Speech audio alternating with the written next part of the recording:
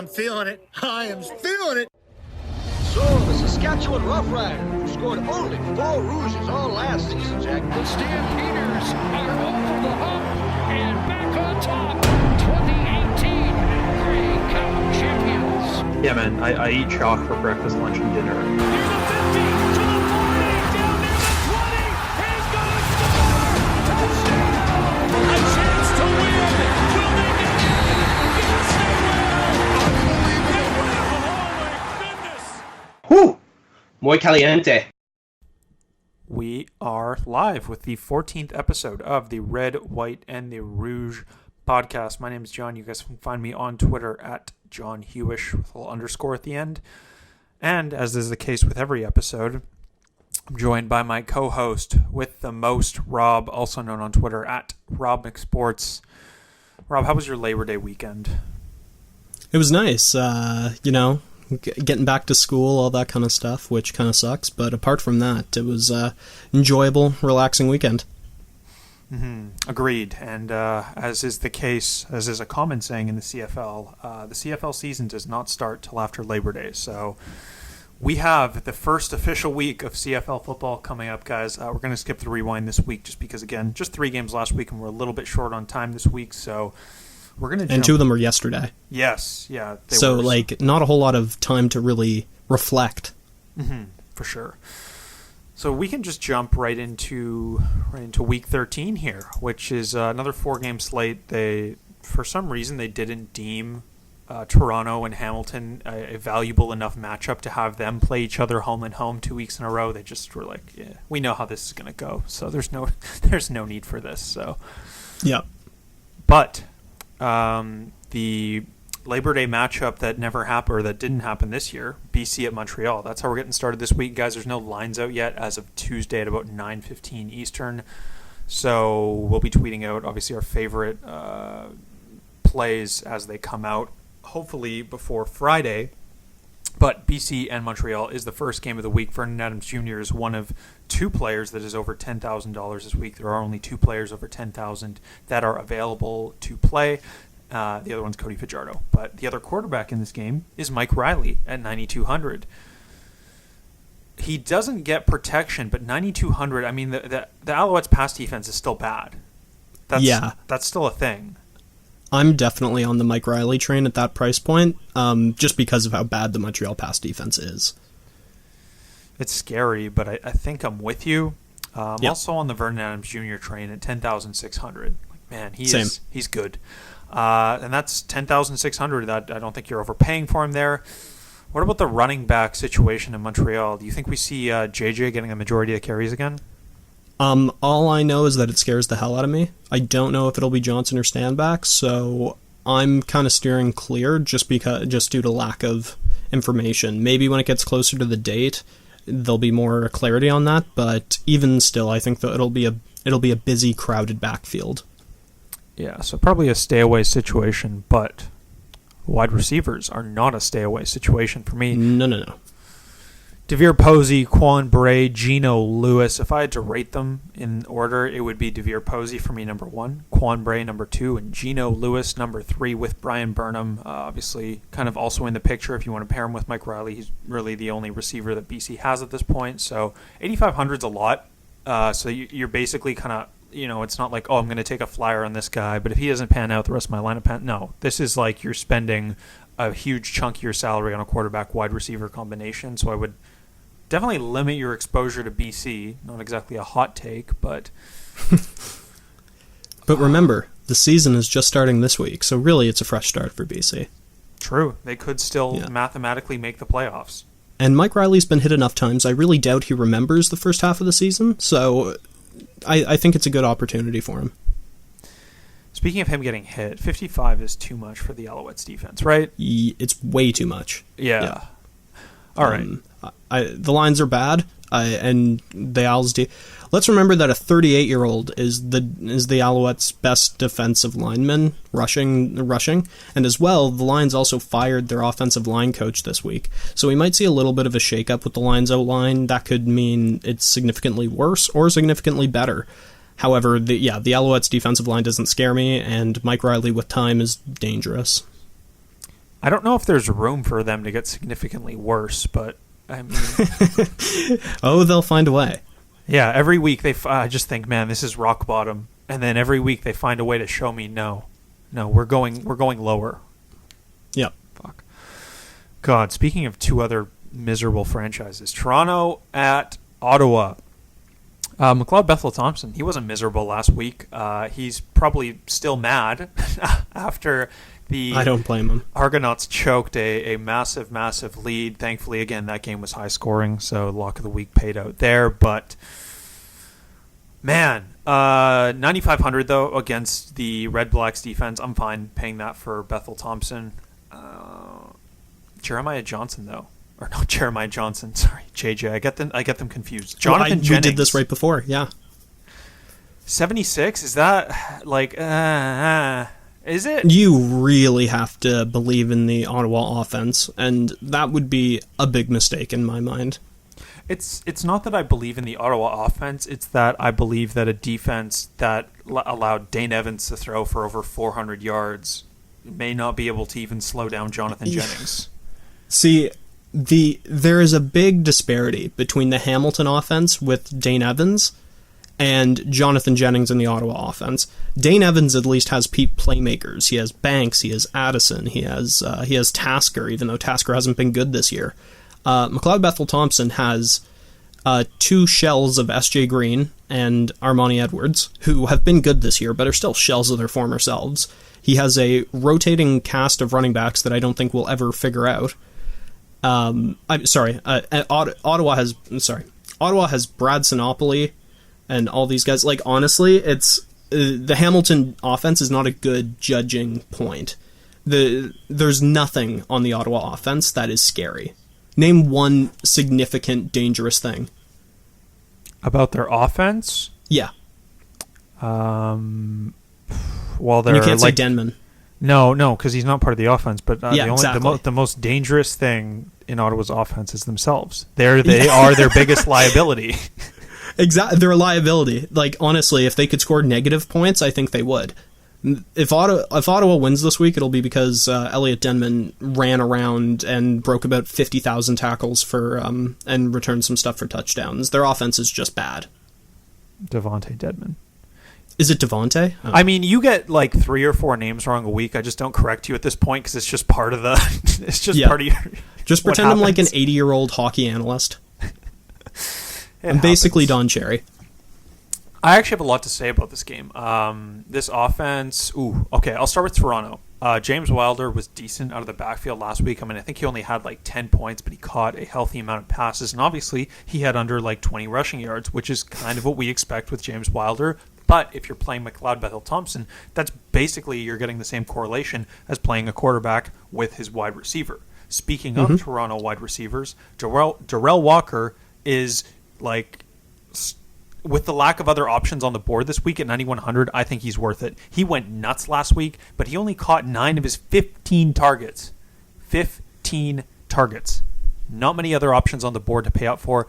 SJ Green's probably like a decent option at 73. I still think I'd go with Quan Bray over SJ Green, but he's like, I wouldn't write him off. As for the Ottawa offense, John Crockett, Greg Morris, Moses Madu, whoever starts is in play, because we saw, like, Christ, even Hamilton's fourth, that must have been their fourth running back. Their fourth-string running back managed to have a good game against the Toronto run D. So whoever it is that's starting, Greg Morris they just threw him in after they pulled basically the entire offense their last time out. I don't know what they're going to do this week, but whoever starts is definitely in play. As for Brad Sinopoli, his best week of the season was with Jonathan Jennings at quarterback. I'm not saying play both of them. I'm not even saying play either of them. That's just it's just like, fuck, Jonathan Jennings seems to know how to at least use Sinopoli better than Dominique Davis did. God, I've already almost forgotten his name. What a forgettable human he is. Oh my God. Yeah. So. Ottawa, I think, has screwed themselves. They had so much, and it all went away in 1 year. Honestly, it's crazy to think about it when you mention that. I hadn't thought about where they were at last year and where they're at this year. William Powell, Greg Ellingson, Brad Sinopoli, and Trevor Harris. And now it's just a sad-looking Brad Sinopoli. Wow. Yeah. Yikes. And it reminds me of, if you're going to put a hockey comparison on it, the Columbus Blue Jackets losing Panarin, Bobrovsky, and Duchesne all in one offseason. It's just like, what do you do now?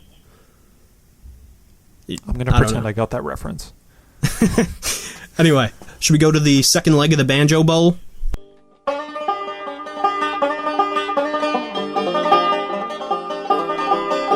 Yep. Second leg this week is in Winnipeg. Still no Andrew Harris, obviously, because he's still sitting out for taking some steroids. But Cody Fajardo, 10-1, too much. I love him, but no. Strevler, 8,700. That is a little bit more intriguing with, again, how much we saw him running last week. He got the rushing touchdown that we kind of knew he would all get. 165 passing yards as well, which is a big improvement over the previous week. And only 2 interceptions. So staying consistent. That's the downside. Well, no. Yeah. It's like if you play him, you expect that, though. It's absolutely true. But he still had 20 points last week, which I was quite happy with. Well, that's because he ran. That's it. Think about it. Yeah. Like, he runs for 70 yards and a touchdown. That's you're already at 13 points. And then, I mean, exactly. He might get to 20 with his passing, but you're already at 13. So, Powell, Johnny Augustine looked good. I like him even at 59. I still think he's viable. William Powell at 93. Do we go there with a lack of other options to pay up for? I didn't end up doing it, but I definitely considered it. I think Powell is dangerous, especially for short yardage. He vultures a lot of red zone carries, and you'll probably get your money back through that. As for the receiving cores here, Naaman Roosevelt. Now, here's the thing with this guy. Ever since they brought that stupid-ass chain out in Saskatchewan, he seems to just have gotten a time machine with it and is actually starting to try because he wants to wear this stupid chain. Now, I don't judge on what motivates people, whatever works for you, but that seems to be working for him. So 5,900, he's been good against, Winnipeg in the past, even though, again, these teams have historically been pretty good defensively. He's found a way to show up in the Banjo Bowl. So at 5,900, I like him for value. Obviously, Shaq Evans is the best option out there, and none of the receivers that Chris Streveler's throwing to, right? They're all kind of off the board for us. Yeah, he's just not throwing the ball for enough yards to make it worth it. Yeah, that's a great way to put it. So, yeah. Let's. Both defenses in play. Again, they're cheap. It's not that I think either offense here is necessarily bad per se, but I definitely do like the upside of both these defenses. So you can have a look at both of them, and that brings us to already, thank God, the last game of the week, the second leg of the Battle of Alberta. Calgary is at Edmonton this week. Trevor Harris back at home, 9,800. Just terrible last week. Do you think he bounces back here at home? No, because I think Trevor Harris gets in his head too much. That is a completely non-scientific take, but I think he gets rattled, and I think it's the big reason why he wasn't. He was a controversial figure in Ottawa. Yeah, no, I'm not playing Trevor Harris. There's just too many other good options out there. I guess since we've already gone through, I'll rank them. So my favorite is McLeod Bethel Thompson. Second favorite would probably be Mike Riley, then Chris Streveler, and then Jonathan Jennings. Those are really the 4 quarterbacks I'm considering this week. Kadeem Carey, is that... he looked really good last week against Edmonton. If Don Jackson's out again, I mean, if he's in that starting role, he knows that there's somebody coming for that job too now. It's not like there's Terry Williams behind you to scare you into basically, keeping your job. 64, that seems pretty good for him. 64 is a good price for him. I worry about how much Calgary runs the ball, and that's been an ongoing theme throughout the year. And I don't think they throw to Carey as much as they do to, for example, Don Jackson. But I think for 64, he's definitely a reasonable play. And once again, running backs have generally been more consistent than receivers so far this year. So it's probably a safer move than doing a $6,400 receiver. Mm-hmm. Yeah, for sure. Speaking of receivers, Reggie Begelton's 9,800. He's going to do it again this week, isn't he? Maybe. I don't know. I'm completely shocked by this whole Reggie Begelton rise to stardom. He's the hero no one wanted. No one wanted Reggie Begelton to do this, but he is refusing to slow it down. My question is if Bo Levi is back, how does that change things, all that kind of stuff, and will it remain consistent? Yeah, I struggle to imagine a situation where they bring him back. Like, obviously he was back last week, and then just be like, no, we don't need you anymore. Or I don't know. We'll see. Who knows? The CFL's weird. Well, I just mean, Reggie Begelton was hot because he had good chemistry with Nick Arbuckle, right? Mm-hmm. And I feel like he just kind of rode that this week, but I don't know. It's just very strange for him to come out of nowhere like this. And I know anything can happen, and he could just have an amazing second half, but 9,800 is a lot. It's just, I don't know. For me, in my head, there's nobody else to pay up for, so he is a good option for me at 98. Again, if like Andrew Harris, Brandon Banks are on the slate, then obviously that changes that, but he is like the highest price flex player we got out there this week, which is weird to think about, but I'm not going to, work my brain too hard on that. DeVaris Daniels at 8,300 against his old team again. He was pretty quiet last week. Obviously, I guess he was not great. Yeah, only 5 catches for less than 50 yards. I guess if we assume Harris isn't going to have a great week, then we don't kind of pay for DeVaris Daniels at a $500 price bump for last week. Mm-hmm. So that leaves us with the Stampeders defense, another solid option. I would honestly, if you can, Stamps, Bombers, Rough Riders, if you can fit them in. But Rob has kind of an off-the-cuff play that we're going to get to in the Price is Right segment. But before we get to that, we have the Jewels versus the McPicks. So without further ado, let's start this week off with the McPicks. All right, so my lineup this week, it starts with Mike Riley at quarterback, once again because the Montreal defense is not good against the pass. I have CJ Gable at running back, which seems to be an ongoing theme. I could switch him for Kadeem Carey. That's another good option, but I do like Gable for now, especially with how bad Trevor Harris was last week. For receivers, I have Davier Posey at 66. It's a great price. I have Armani Edwards against Ottawa because he's been actually really consistent, and McLeod Bethel-Thompson has obviously been hot lately. I have Eugene Lewis as my first flex at 7,100 because he's come off of 2 very good weeks. And I also have Eric Rogers against Edmonton. Now, that one I'm not so sure on because he wasn't fantastic last week, but at 7,400, I think he's one of the better available players just based on the pricing. And I don't want to take Quan Bray with Posey back in the lineup because Quan Bray's definitely slowed down since Posey came back.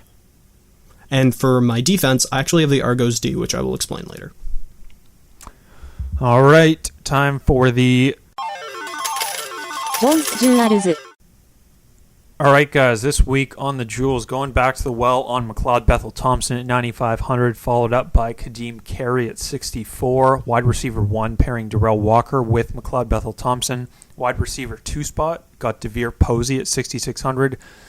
Flex, I got James Wilder. I don't feel great about it, but I feel better about than playing like Armani Edwards or S.J. Green. Maybe you can go Quan Bray over him. My second flex is Naaman Roosevelt at 59. Again, that's a situation where you can kind of go Johnny Augustine over Roosevelt if you so choose, which would correlate well with my defense, which is the Bombers' defense. Probably going to be a lot of flip-flopping in this lineup, though.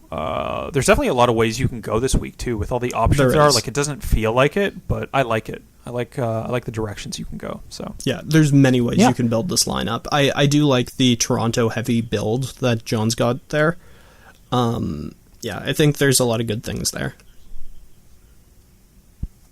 Thank you. That means it's time for The Price is Right. All right, Kadeem Carey, come on down. Keep your job from Don Jackson and keep running on that Eskimos front seven. All right, Rob, time to explain your sneaky, off-the-cuff, unconventional play of the week. The unorthodox create-a-class combination, if you will. Yes, exactly. So, yeah, my Price is Right play of the week is the Argonauts defense. At 4,000, there's literally nothing cheaper. Now, you might say, wow, that seems crazy. Toronto gives up a lot of yards in basically every single way. However, this Ottawa offense is horrible. As I explained earlier, they have nothing.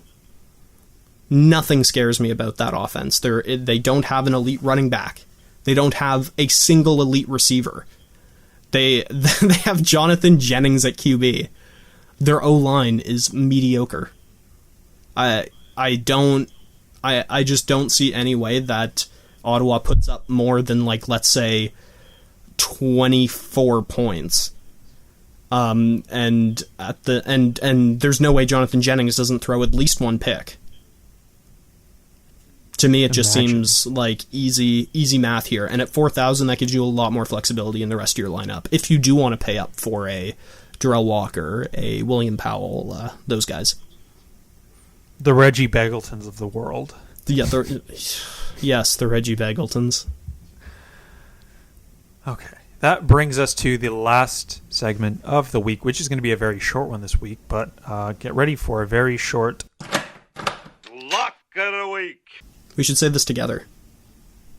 I mean, yeah, I guess since there's no line out, we can't give you guys our favorite play of the week. Like, I think last week's were pretty good. But, yeah, Rob, who is our collective lock of the week this week? Okay, let's say it together on 3. 1, 2, 3. Devere Posey. Oh, see, okay. that's... Oh, Jesus Christ. I give them the respect All right, of saying their full name. Oh, okay. Yeah, so it's Devere Posey, 6,600 is a really good price, and he's a fantastic receiver. And clearly took the number one target spot away from Quan Bray, and Quan Bray is very good too. So once again, that shows how good Posey actually is. Mm-hmm. Yeah, my lock of the week was Brandon Burks last week, and he got put on the injured reserve. So fingers crossed, Posey doesn't get thrown on the injured reserve this week, because that really that would make me very scuppered my sad. Plans. I guess we'll tweet out the gambling locks of the week on our Twitter, on the podcast Twitter, which is RWN the Rouge. Guys, that is it for this week. It was a very short show, but that's what happens when there's no real lines out to talk about. This has been super short, actually. Before we head out, let's actually try to gauge totals. So I'll go first in this, and just looking at each game. Oh, Jesus. Okay. Off the cuff. Yeah, no, this is just me kind of spitballing, if you will. I think highest total and then going to lowest will be BC Montreal, Toronto, Ottawa. As the highest. Then Toronto, okay. Ottawa, then Calgary, Edmonton, and then Saskatchewan, Winnipeg. All right, I'll counter that with I think it'll be BC Montreal, Saskatchewan, Winnipeg, Calgary, Edmonton, and then Toronto at Ottawa. If Toronto at Ottawa is the lowest, like Ottawa's offense is so useless, but both defenses are so bad. If it's the lowest one on the board, I might still have to hammer that. I might have to. We'll see. Yeah, once again, as you all can tell, I have no faith in the Ottawa offense. And if that doesn't work out, John can come in and roast me on next Tuesday. Yes, I will do plenty of roasting next Tuesday if need be. Speaking of next Tuesday. Good. I guess that's the next time you guys will hear from us, because it is the end of the show for the Week 13 preview. If you guys have questions, check in the description of wherever you're listening to this podcast. iTunes, SoundCloud, Google Play, YouTube. Our Twitters will be down there. Feel free to reach out. I was 4-1 last week, so it was a really good week. for betting and, of course, for DFS with Braylon Addison in the lineup. But, again, we had to, unfortunately, cut the rewind short this week. But we will see you guys next week. As usual, Rob and I hope to hear from you. But until then, best of luck and take care. Bye.